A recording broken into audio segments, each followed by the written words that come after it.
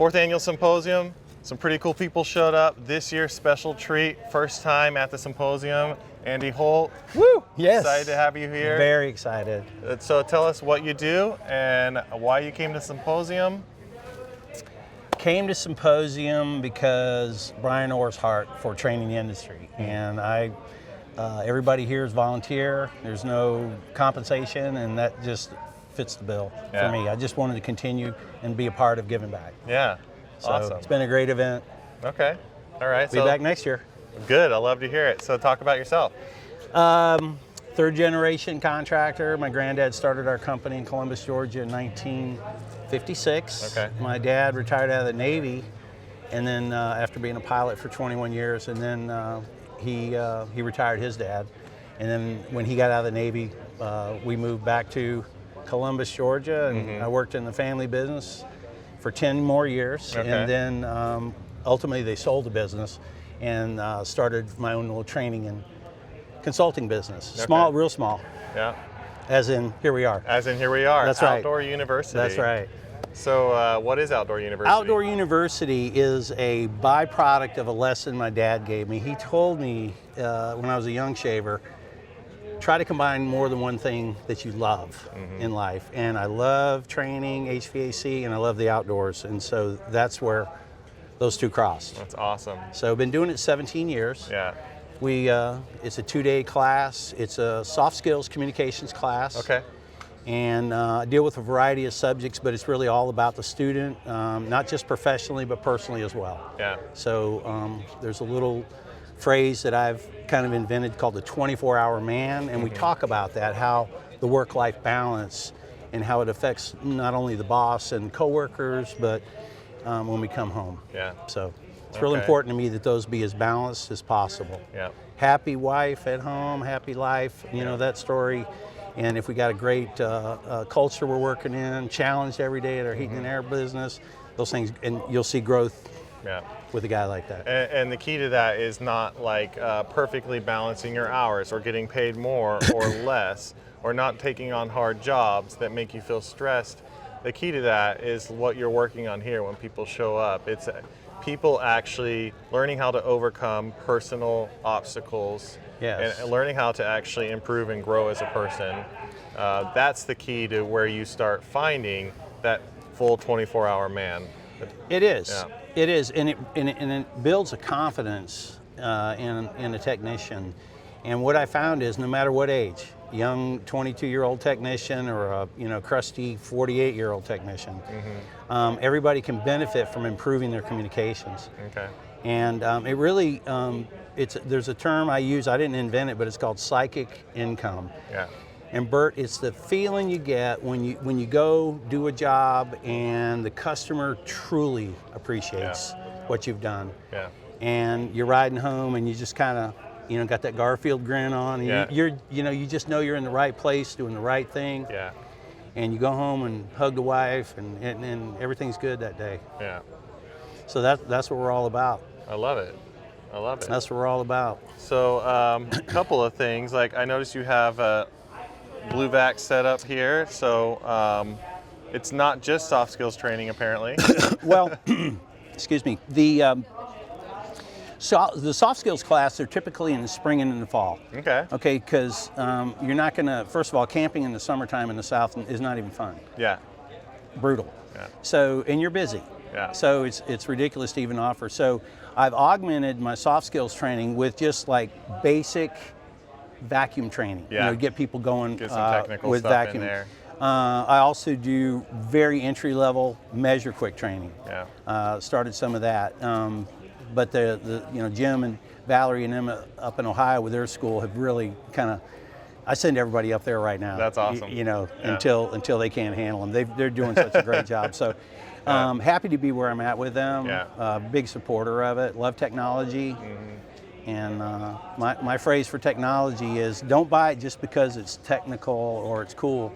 Buy it for the good it can do you. Yeah. Because that's the only way it's going to work. Yeah.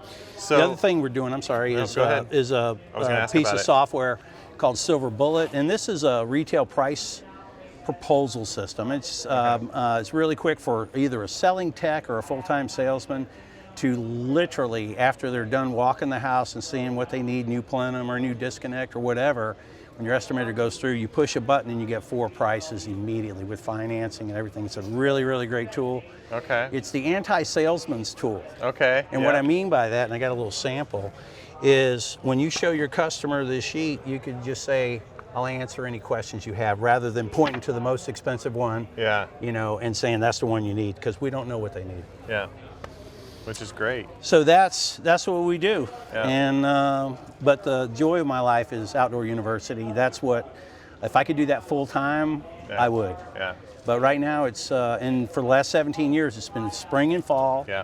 in West Georgia. I've got a class coming up, 2 classes coming up, March 21, 22, March 22, 23, or 2021, 22, 23, and love to have anybody that can come. I'd love to hear that. I Small have to classes. ask, there's this crazy looking tree brain knot thing you got over here. Right. What is that? What in the world? What in the world? What are you trying to do around here? Well, what I'm doing is, this is a kind of like a demonstrator, and it's just a piece of all-thread rod with a nut on it. Okay. And it's demonstrating, this is demonstrating a good relationship where we've got communication both ways. Okay. Okay, and then I made up these to kind of demonstrate different personality types. Like this one's real bent, and this is for the technician that just is so strong-willed. He will not give in. Yeah. He will not give up, and he's going to push the issue. And sometimes you can push it so hard that you've limited now your relationship. This nut will not move. There's another personality type that this would represent maybe a relationship, a long-term relationship. You see all the scars? Yeah.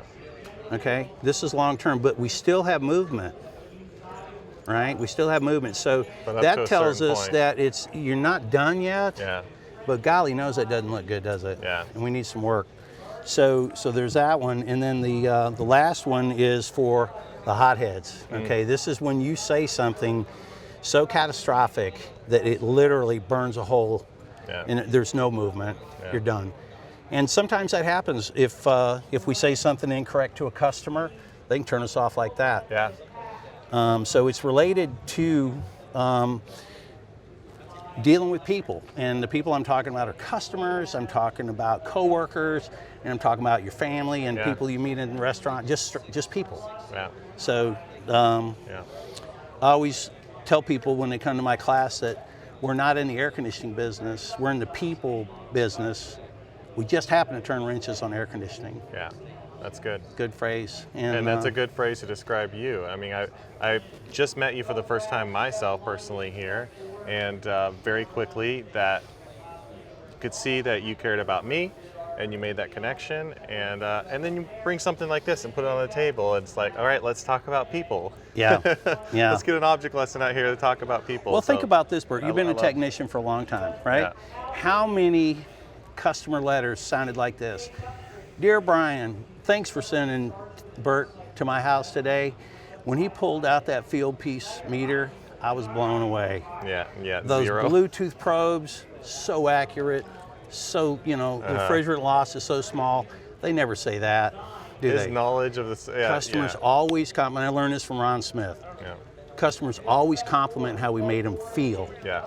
not what we did. It's how you make a customer feel while you're being technical. Yeah.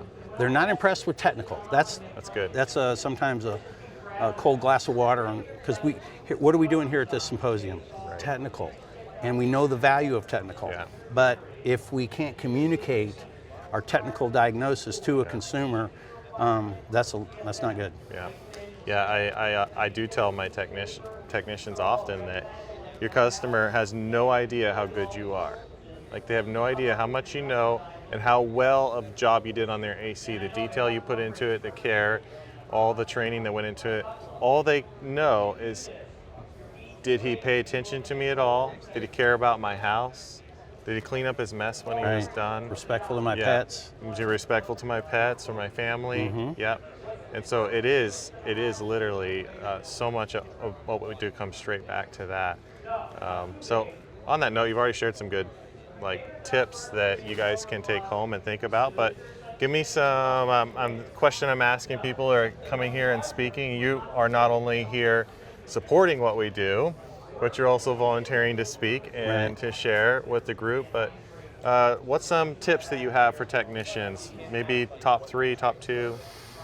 Okay, put me on the spot. Yeah, I know. Well, I would say on a personal level, the thing I've seen impact a technician most is the technicians that have children at home. Okay. Okay, and I've got 3 daughters. I remember when they were coming up, and when you get out of the truck and they're coming running out the door and Daddy, Daddy, you know, what a great moment, right? Yeah, feels good. And in class, I will tell people that story, and the guys that have kids are like, oh yeah, man, this is great. And I immediately change and I say, stop doing that. Never, ever hug your kid again. How am I gonna? What? Before you hug your wife. Okay. You always hug your wife before your kids. Why? Yeah. Why is that? Well, the reason is if you do your job right, you and your wife, you're going to be together again, and the kids are gone.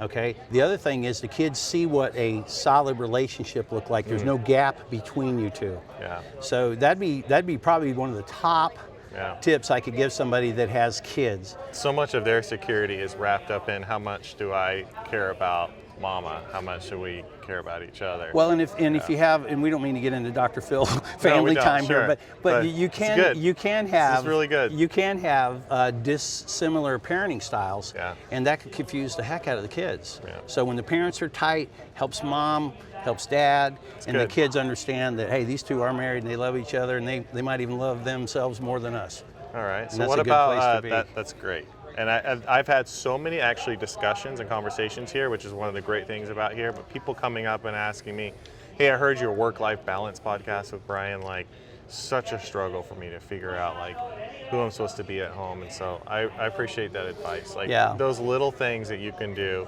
that send that message about what you value and what you care about.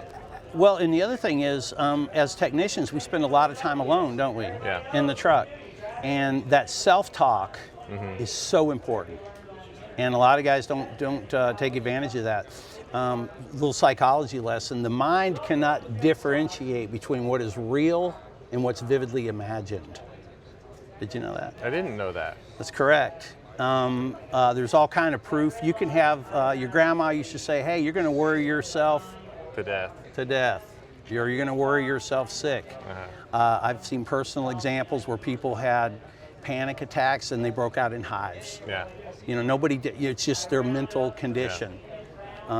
There's several other examples where the mind can control. So what would you talk when you're saying self-talk in the van? Then give me a demonstration of what you're talking about. Well, I mean, obviously it's going to depend on either call related or home related generally. Okay. Or work for a hammerhead boss or something. Yeah. You know, it could be any of those. But basically, what you try to do is to live in what I call realville. In other words, if you can, try to analyze the conflict with no emotion. And then the other thing is always try to play, if you're in the right place and you're in the right office and you're working for the right guys and today just happens to kind of suck. Right. Come on, man. Get through it. Yeah. Work yourself through it. See if it was Don't make your whole life about this moment. Right. and then the idea is another trait that a lot of people don't have, just learn to forgive people. Yeah. You know, forgiveness is voluntary, and people who are unforgiving people tend to be harsh, and they're cold, and they tend to distrust and things like that. So if things don't go right with a customer, you don't know that customer, let it go. Let it go. Forgive them, if you will. Yeah, don't carry it with you. Same thing with your boss. Your boss, you have no idea what he did, what kind of pressure he was under that day, and maybe he snapped, and maybe he shouldn't have. Yeah. Whatever, but forgiveness is a good thing. It's the grease between the gears. That's good. That's good. I recently had a technician, and I'll ask your advice on how to answer this. Just talk to me about, I've been just sick of customers now. Like, I don't want to talk to people. I don't care about them. I had said this thing, like, if you actually care, they're going to notice it. They're going to tell. You're not going to be able to fake it. And I had made this statement about actually caring. And then he came up and he was like, how do I care? Because I just don't. and I'm sick of people, and I got to put on this show. And what would you have advice for technicians who feel burnt out on people? Commercial industrial work. I like this. That is true. I mean, that's honestly generally one of the first answers. You guys have that opportunity here. We actually have both, yeah. Yeah. But we're going to find people in commercial industrial too. But it's just we don't have to tuck in our shirt and comb our hair as much. So. Sure. But if one thing I will say, if you find yourself where people are always the problem, generally it's your reaction that's causing you the problem, not them. It's how you react to them. Yeah. So everywhere you go, you have an angry customer. I don't have any of those angry customers. Yeah. No, and you find that some technicians always have the same thing. They always, the customer this, or they're always against the customer. And the only thing common between all those service calls is you, the technician. Yeah. And how come you have problems and the other guys don't? Yeah. So, and one of the tips I'll give a technician is make sure you read your customer correctly so you can communicate. If you have one communication style, that's going to work for a very narrow set of people. And you need to learn to read people and be a people person. And again, you just happen to turn wrenches on air conditioning, and you'll have a great career, because when you combine the variety of the work that we do, the travel we get to do, all the different places we go, and with a different variety of people. I mean, to me, that's like a great salad. Yeah. There's so much good stuff in it. Yeah. But if people are your problem, then you're probably not. You need to do a little bit more work so you can deal with those people, or choose another career. Yeah. There's other things in HVAC that are not people focused. Yeah. Yeah. So, well, and then there's things like outdoor university that you can actually, if what you need is a reset, if what you need is maybe that next level with interacting with people or understanding yourself, if you realize, oh wait, you know what, I am the problem. Everywhere I go, I'm getting this same response. What do I do about that? Outdoor university, something like this. Yeah, we might be able to help you. And spend some time looking in and understanding yourself a little bit and growing. So yeah, and it's not it's a work camp. We don't allow alcohol. Yeah. It's not a party. It's 2 days of it is fun. It's a good experience. But I've had compliments. There's 4 students that have been here, or that are here today, that have been through the camp, and just really helping me over here talk to people. What is this all about? Yeah. And Brian asked me to bring a tent. So we got a tent right here. I brought showing off like. Brought my tent. There's the dedication. Yeah. So that's what's up. It's the only trade show I've ever been to. I brought a tent. I love it.